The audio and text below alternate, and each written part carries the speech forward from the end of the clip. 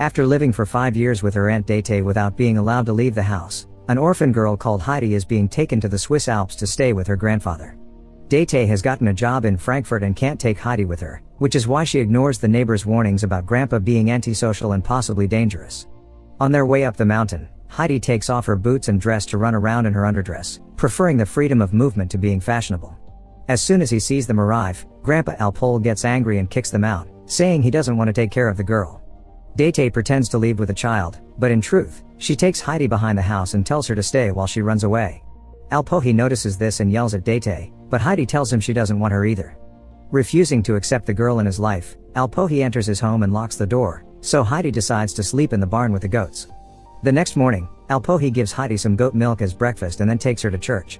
The priest takes a close look at Heidi and declares her healthy and strong. He thinks it's Alpole's duty to take care of his own blood, but since Grandpa won't change his mind, the priest comments he'll be going to Mayenfeld in 3 days so he can take Heidi with him to see if any farmer will have a use for her. When they return home, Heidi wonders if she should sleep in the barn again, and Alpole tells her she can sleep wherever she wants. Since Alpole only has one bed and one chair, Heidi looks for another spot and finds a set of stairs that she climbs to find an attic full of hay. After deciding that will be her bedroom, Heidi tells Alpole that she would rather not leave, but gets no answer. The following day, goatherd Peter comes over to pick up Alpole's goats and Grandpa gets the chance to ask him to take Heidi with him for the day, perhaps even teach her how things are done in the mountains. After Alpole gives Heidi some cheese and sausage for her lunch, Heidi is happy to join Peter and spend the day running with the goats, enjoying this much more than being inside the house all day like her aunt used to make her. While Heidi has fun, Peter takes a bite from her food, then blames it on the goats when Heidi notices.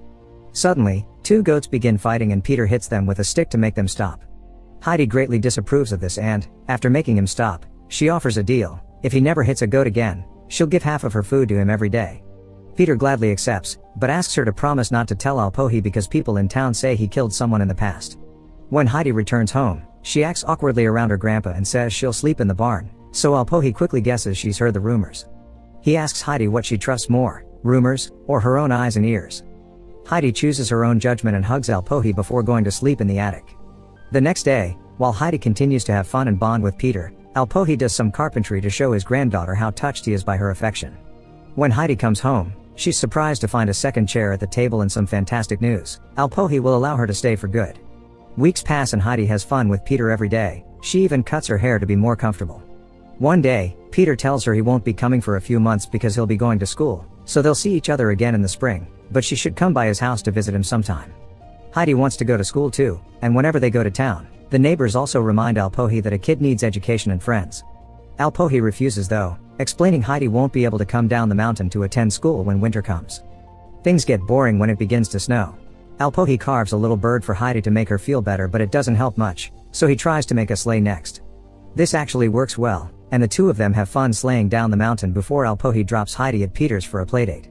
Heidi gets to meet Peter's mother and grandmother, but his dad is dead.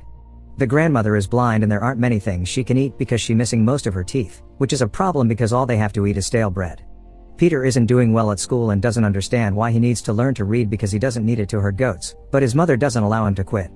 When Alpole comes to pick Heidi up, she tells him she's realized how lucky she is to have him. Years pass and Heidi lives a peaceful happy life with her grandpa. One day, Dete comes back saying she's found a nice place for Heidi with her employers, which would allow her to make friends and go to school. However, Alpole refuses to allow Heidi to leave and points out how Dete suddenly cares about her niece all of a sudden. Embarrassed, Dete responds she only left Heidi because she didn't have a choice back then. She argues with Alpole but doesn't get to change his mind, so Dete pretends to leave when actually she goes further into the mountains to find Heidi among the goats. Dete makes the offer again, and when Heidi replies she wants to stay, Dete tells her Alpole also wants her to go because he wants what's best for her. Upset, Heidi allows Dete to take her away, and Peter sees all this. When he takes the goats back to Alpole, Grandpa notices Heidi is gone and quickly guesses what happened, so he runs all the way to town. But by the time he gets there, it's too late. Date's already left with Heidi, and the neighbors make fun of Alpole for it. In Frankfurt, Heidi is taken to the Seesman mansion, where he meets the butler Sebastian, the maid Tinette, and, most importantly, Governess Rottenmeier. This Rottenmeier lady isn't happy to see Heidi because she looks like a wild child with no manners, but Dete reminds her this is what they asked for, an unspoiled child of this age to be friends with the house's kid, Clara. While Dete demands her part of the deal and leaves, Heidi meets Clara, who can't walk and is wheelchair bound. The girls immediately hit it off, and when Heidi accidentally pushes Clara's chair against the table, Clara lies to protect her and tells Rottenmeier that it was her fault. There's a lot for Heidi to learn in order to be accepted as Clara's companion. They wash her, give her a proper dress and boots, teach her table manners, and forbid her from running around the house or being loud. Heidi must also take classes with Clara and shocks everyone when she confesses she can't read. Rottenmeier wants to get rid of her, but she can't do that until Clara's dad comes back from his trip, so in the meantime, the instructor must teach Heidi how to read while still keeping up with Clara's lessons. Heidi adapts quickly to the rules of the house, but she doesn't change entirely and keeps most of her quirks. She still prefers nature over a house and dreams of the mountains every night, and whenever she can get away with it, she hides bread rolls in her pockets. She and Clara grow very close. This bond inspires Clara to share what happened to her. After her mother's death, Clara became so ill that she lost her ability to walk. Before Heidi came along, she felt lonely and caged in this house because her father's always away on business trips. One afternoon, Heidi refuses to take the daily nap and asks Sebastian to open a window for her. Sadly, she still can't see the mountains, causing Sebastian to explain that in order to see the mountains from here, she would have to get into the very tall city tower. Afterward, Heidi sneaks Clara out of the house and shows her around the city, because Clara is never allowed to go outside. When they find the city tower, Clara waits by the door while Heidi goes as high as possible, only to get disappointed when not even up here it's possible to see the mountains. Clara is a little nervous to be alone, but her mood improves when she finds a person selling kittens and decides to buy them all. Back at the house, Rottenmeier panics when she can't find the girls and sends all the servants out to search for them. It's Sebastian who finds them, and Clara fortunately covers the kitties with the blanket they came with before he can see them. When they return home, Rottenmeier tries to scold them, but ends up sneezing like crazy because of her allergies. The cat suddenly jumped off Clara's lap, scaring Rottenmeier so badly that she climbs on the furniture, making everyone laugh. Later at dinner as punishment, Heidi isn't allowed to eat. Instead, she must stand in the corner of the room, facing the wall during the whole meal. Rottenmeier promises that next time she'll send her to the cellar with the rats.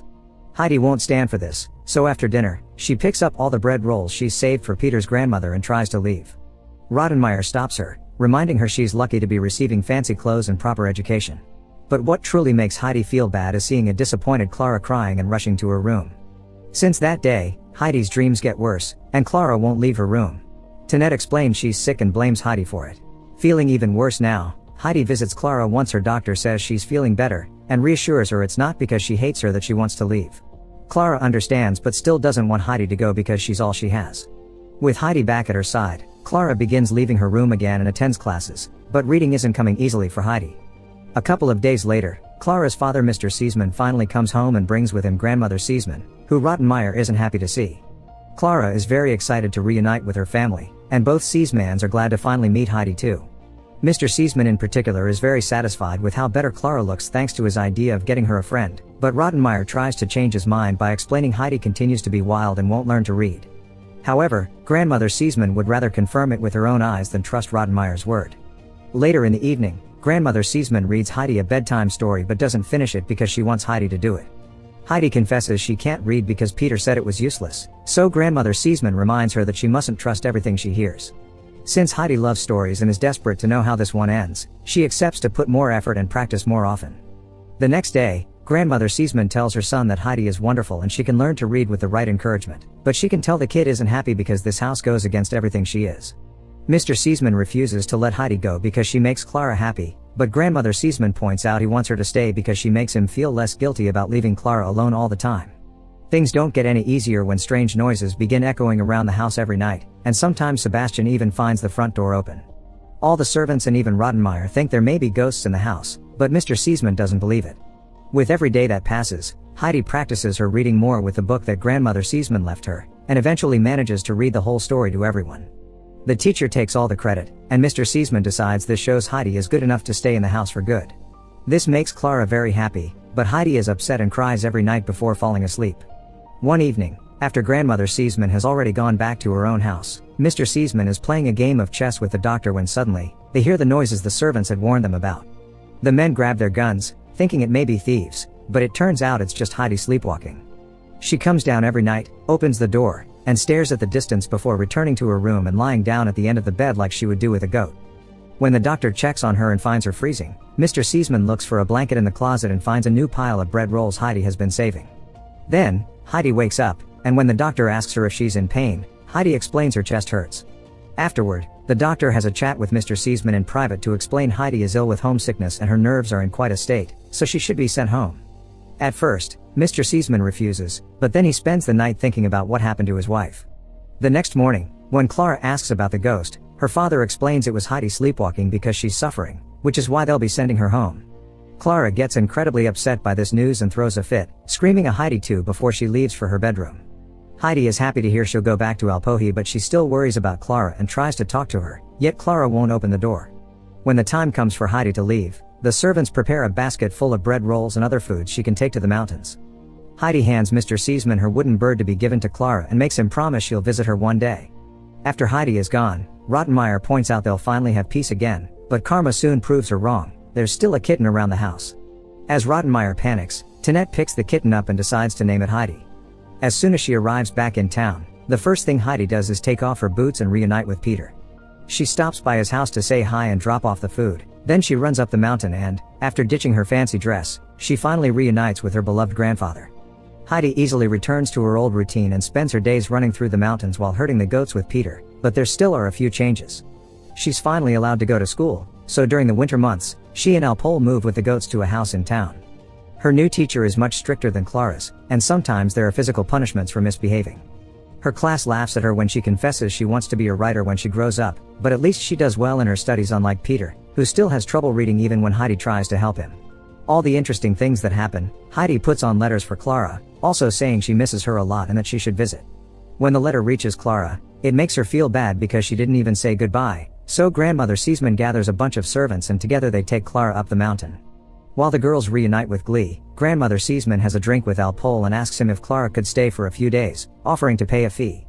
Alpol is glad to accept but turns down the money, saying Clara is a guest.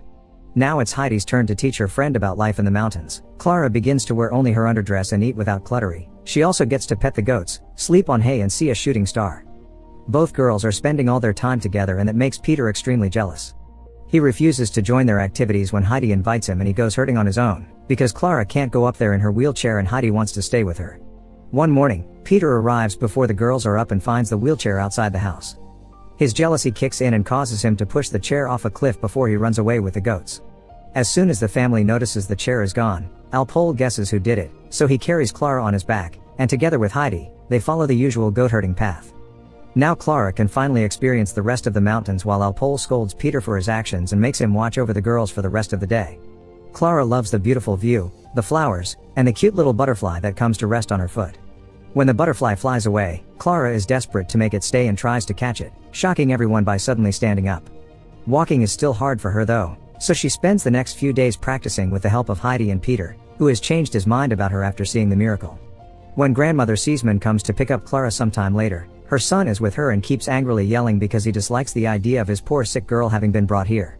However, he changes his mind pretty quickly when Clara approaches them using her own feet. After sharing hugs and tears, Grandmother Seesman gives Heidi a notebook and a pen so she can start writing stories, reminding her to ignore her classmates' mean comments because everyone should do what makes them happy. After saying goodbye to Clara with a tight hug, Heidi returns to her daily routine with Peter, but from now on, she takes her notebook with her so she can write a little every day.